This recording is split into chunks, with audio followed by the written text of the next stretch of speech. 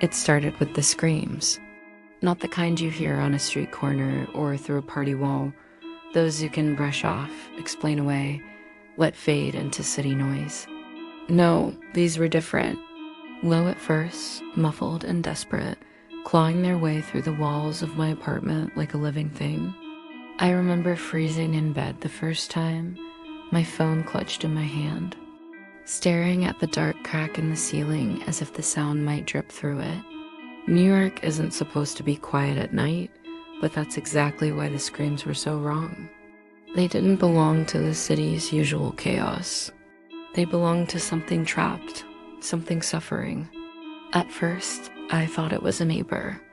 My apartment was on the 5th floor of a crumbling pre-war building on the Upper East Side, the kind of place with peeling paint, crooked hallways, and paper-thin walls. You could hear someone sneeze 3 units over, so maybe this was normal. Maybe someone was watching a horror movie too loud. But when I knocked on the wall that night, the screams stopped instantly. Not faded, not muffled, stopped. That silence was worse than the noise. I tried to laugh it off the next morning, blaming my own nerves.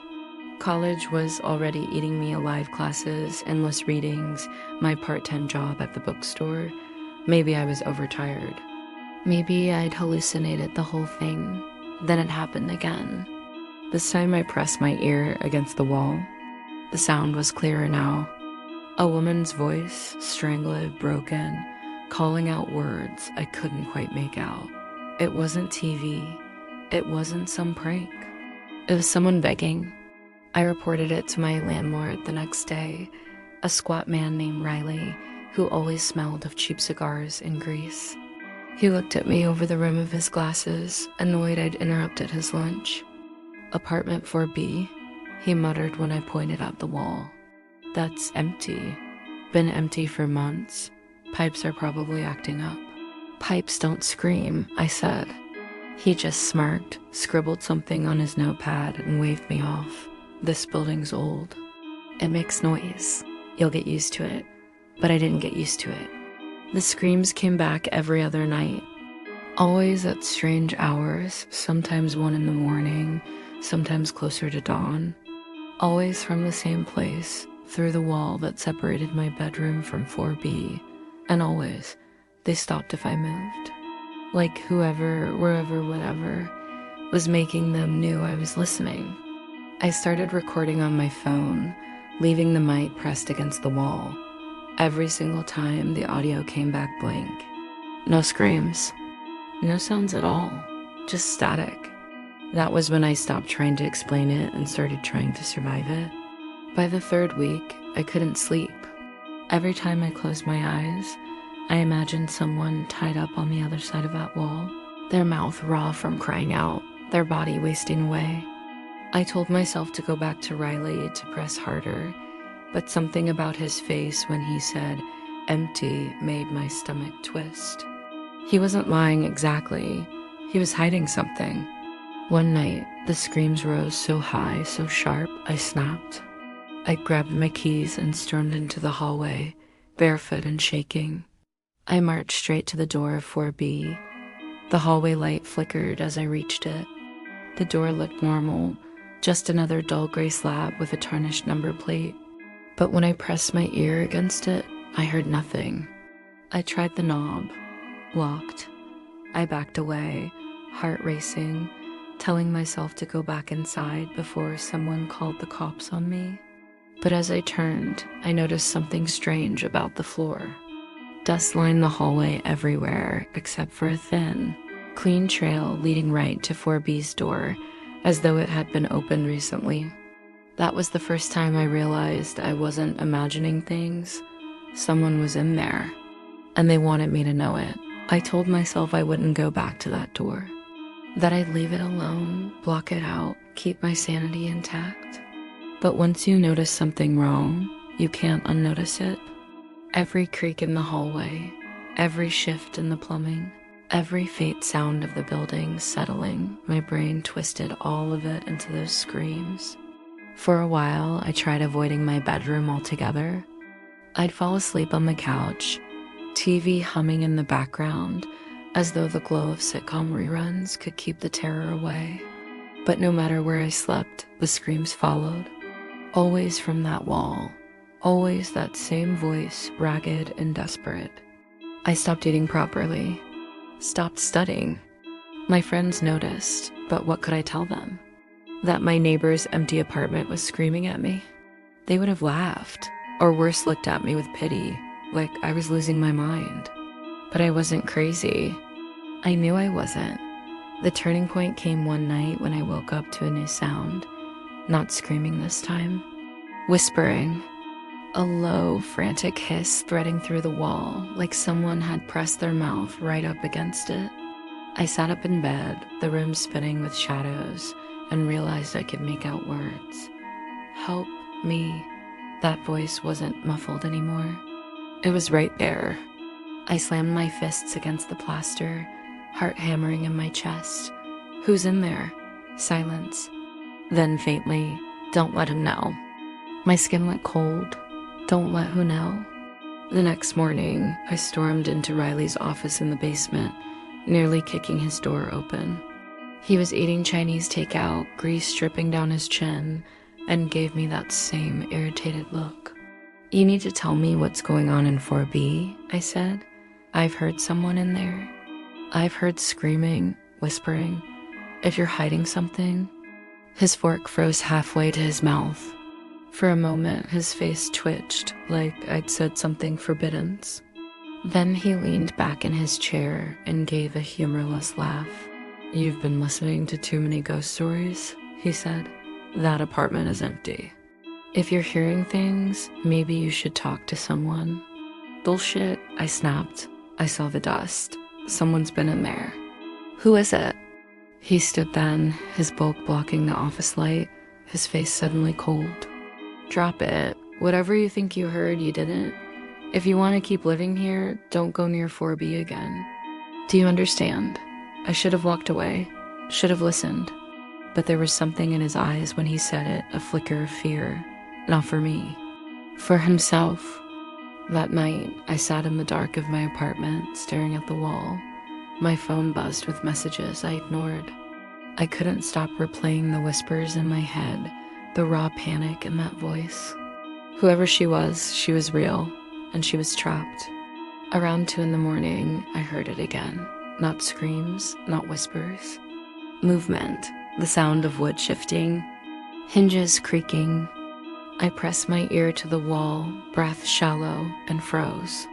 It wasn't just coming from inside 4B, it was coming from inside my own apartment. I grabbed the nearest thing I could find, a heavy lamp, and moved through the dark.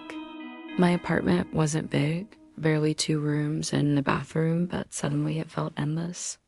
Shadows stretched in every corner, breathing with me. That's when I saw it.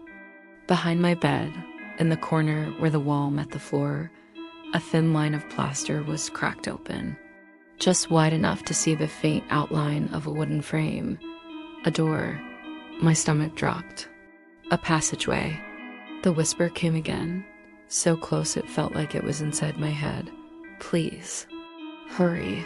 I fell backward, lamp crashing to the ground, my whole body shaking.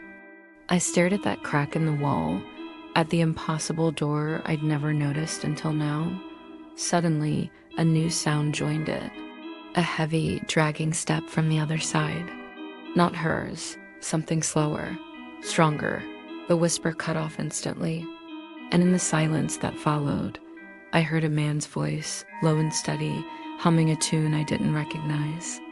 I ran out of my apartment and didn't stop until I was 3 blocks away, standing barefoot in the freezing night. I stayed at a friend's place that night, but sleep never came. Every time I closed my eyes, I heard that humming again, deep and casual. The kind of tune someone might whistle while walking down a sunny street. But this one came from behind a wall, next to a woman begging for help. By morning, I was done running.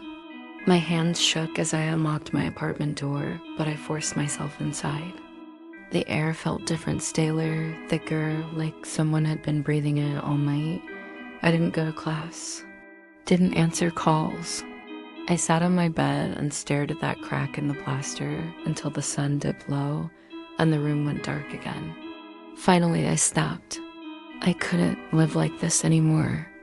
I grabbed a screwdriver and a hammer, heart pounding, and started chipping away at the plaster around the crack. The wall crumbled easier than I expected. Dust filled the air, stinging my throat. Inch by inch, the wooden frame beneath revealed itself. A small square door, just tall enough to crawl through, hidden behind layers of drywall. When I finally pried it open, a gust of cold air rushed out. The passage smelled like damp earth and something else, something metallic, sour, like rust and blood. I aimed my phone's flashlight inside. A narrow tunnel stretched between the walls, wood beams rotting, wires dangling like veins. I should have called the cops.